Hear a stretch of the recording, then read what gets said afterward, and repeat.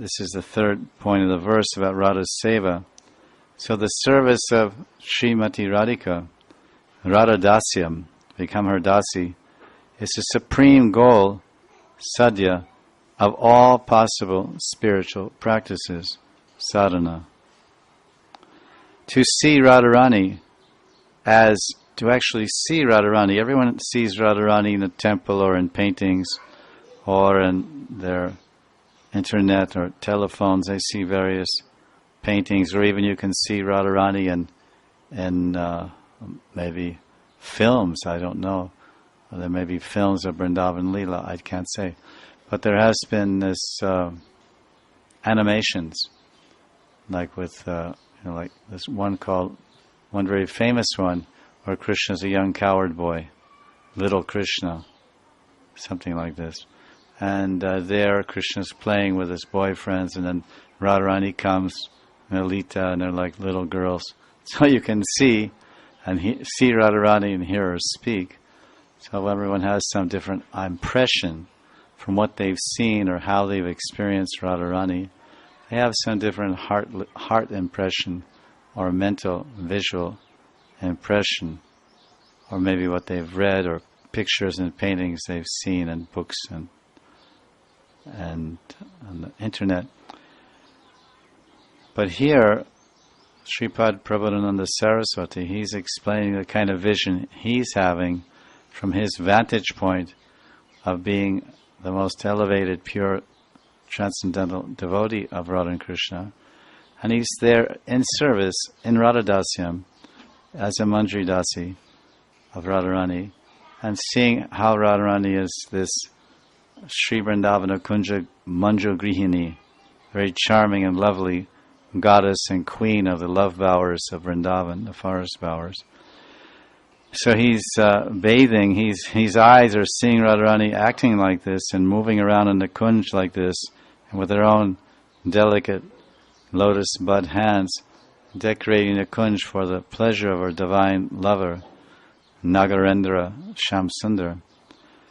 And then he's appreciating the beauty of Radharani's divine form at this moment, how her radiant face, her Lavanya Amrita and Varan, and the whole while he's serving she is serving Swamini's every wish and want with the topmost, which is the topmost goal of all paths of enlightenment. When one follows the path of Raganuga sadhana with this end in his mind and heart, in other words, if one adopts this idea that this is the sadhana that I want to practice, that I have some attraction and interest in worshipping Radha and Krishna, and especially I'm attracted to Srimati Radharani. I don't know how or why, but somehow I'm very attracted to her beauty, her sweetness, her qualities of compassion, and her qualities of sweetness and humor, and the whole mood that Radharani represents. What I've heard and what I read in Shastra is that she's so surrendered to Krishna, and she's so dedicated to his happiness and his pleasure at every moment, because she's Aradhana, Radha.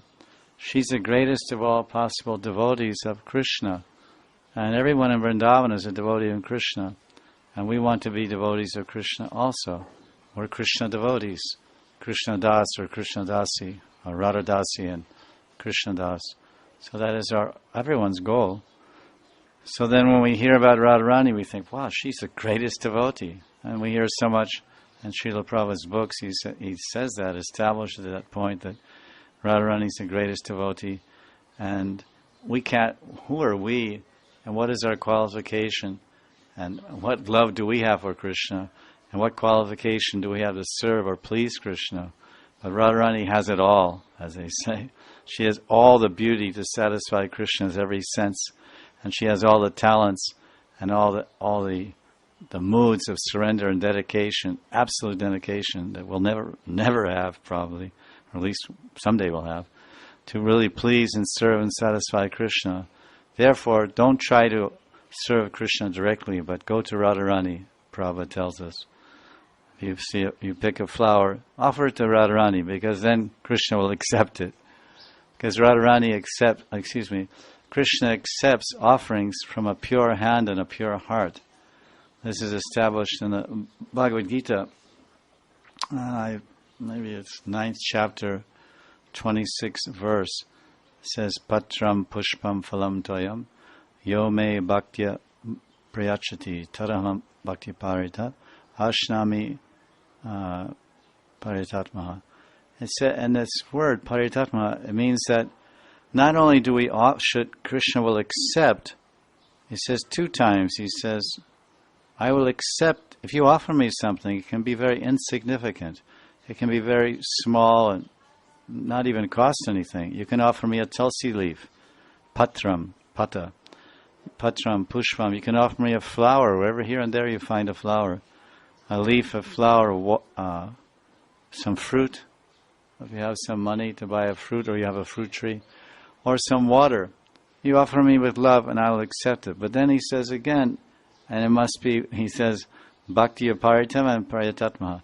So this word prayatatmaha, and Sridhar Swami's commentaries on Gita, and Vishwanath and Jiva, others, they're saying that this means one must be pure. That Krishna will accept, not, okay, we're all devotees, but one must be pure, which means not only as pure as possible in his mind, but his body should be pure, and he should have clean clothes. So when we make an offering, it's not like, we're cooking, or we pass stool, and then we wash our hands, and then we go cook an offering, at home, and we don't bathe because it's cold, it's winter, or we're sick. Of course, that may be an exception if we're sick, to some extent, or we're in a hurry, or we're too lazy, whatever. So then we just wear the same old clothes, and we go in the kitchen and cook, and then we go and put tulsi and purify the items with water, Ganga Jal Jumana. Chant the appropriate mantras and make offering to Krishna, then give his remnants to Radha and down to Guru, and like this. That is not prayatatmaha. That is aparad, that is seva aparad. Murti seva aparad. It's an offense in the service because we're not pure. Prayatatmana means we should be pure. Okay, we're not pure devotees. That's a given. That's a given that everyone knows without anyone telling them or them telling themselves. So pure in this case means, okay, now I'm going to cook an offering. This is a special thing. Maybe, and clean clothes for that. Take a bath. It's any type of activity, any auspicious activity that one is going to engage in. His body and clothes and the asana should be clean and pure. Even in the basic activities of the material world, before one eats, then he washes his hands, feet, mouth. And the Ayurveda says that you should wash 5 things or parts of your body, 2 hands, 2 feet, and mouth before you eat, or let's say honor prasadam. And this way, this is called clean, because you're approaching Krishna. And even, as I said, in the mundane sphere, in the material sphere of hygiene and laws, Vedic laws governing, say, grihastha life. So if a husband and wife want to produce a child, they are supposed to take a bath and clean clothes, and many things are described there for the grihastha section to follow.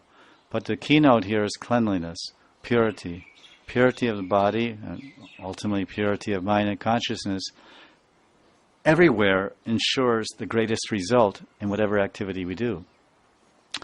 If we're producing children, then we have a pure body, pure clothes, clean body and clothes, and a clean and pure and elevated mind and consciousness.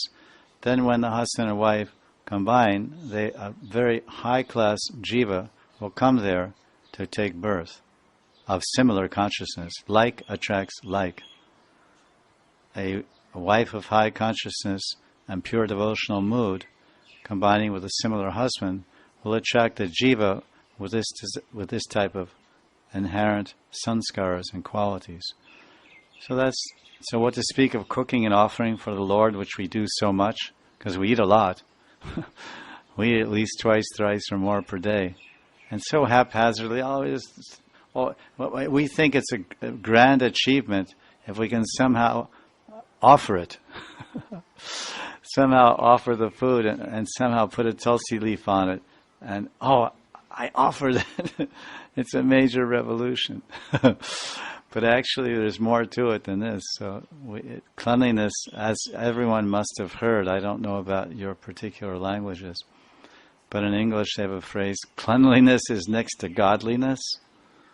Sattva, Rajan, Dhamma. So this is the highest path. So when one follows this path of Raganuga sadhana with this end in his mind and his heart, and as Sripad is saying, then he thinks, Aho Tuchavat. Aho Tuchavat Akila Sadhana Satya. Akila means all the different paths. That Tuchavat means, I don't care, a fig. They're insignificant. They're all insignificant. Somehow I received this great fortune by the mercy of Mahaprabhu. And some alokik love, some transcendental greed, divine greed is awoken in me by the mercy of advanced devotees, Rasik Vaishnavas, from this life or last life. By their sangha and by their kripa and mercy, I become attracted to this. I don't even know how or why. Maybe carried over from last life, and then we grow up at a very early age or at some point in our devotional development. Our mind and heart run towards Radha and Krishna, for example, and this Gaudiya Sampradaya. And then we're very interested in all the topics and all the deities of Radha and Krishna and their pastime places. So this is the basic beginning of Raganuga Bhakti, is this greed for the mood and love and seva and association and place of the Ragatmika Bhaktas of Braj, the Brajajanas, the eternal associates of Radha and Krishna Vrindavan, Nanda Baba, Yashoda, Raktak, Patrak, Danishta, all the different servants of Krishna, then Lalita, Vishaka, Radha, Krishna Balaram, Sridham, Subal, and the various ratis and rasas. Then we run. So then we think, how much fortune I've received. By Guru's grace, by Vaishnava's grace, my mind and heart are pulling me in this direction. Automatically. It's not, Prabhupada used the word spontaneously. It's not spontaneous like there's some gasoline and you throw a match on it. You say petrol. Throw some petrol on, and boom, it just spontaneously combustion. Spontaneous combustion means it instantly blows up. It's not the initial, the beginning of Raganuga Sadhana Bhakti is not a spontaneous combustion. It's not that one day you're practicing Vaidhi sadhana and boom, now I'm. It's not exactly. It may never happen like that. In Chaitanya Charitamrita, Krishna's Kaviraj says one may carry on and practice Vaidhi sadhana bhakti for thousands of lifetimes. And if he continues that way, then he can attain Vaikuntha. But he cannot attain Goloka Vrindavan, Krishna and Radha and Vrindavan, unless he follows the Brijvasis. This was the path shown by the greatest knowers of the Vedas, the greatest rishis and munis of all time, known as the Shrutidharas. The personified Vedas, they followed the gopis. And from the beginning in Treta Yuga, they saw Ramchandra. And by seeing Sita and Ram, they developed these conjugal feelings, this loving mood of a husband-wife towards Ram. And they expressed that mentally. And he said, he blessed them, Tatastu. When I come as Krishna, then you can be my wives. So then they came to Braj. They were sadhana siddhas. They attained perfection by sadhana. What sadhana? Raganuga Bhakti. They followed the gopis of Vrindavan. And then Lakshmi Devi, Lakshmi Devi is from Vaikuntha, Narayan's Patni. She tried to attain Radha and Krishna Vrindavan, but she couldn't. She was practicing Shravanam Kirtanam Vishnu Smaranam, Krishna Smaranam, but not following the gopis, not surrendering to the gopis, not following Rag Marg. So she did not attain Radha and Krishna Vrindavan. She attained a forest, Bailvan, Srivan, on the other side of the Yamuna. So she came from Vaikuntha and she ended in Vaikuntha.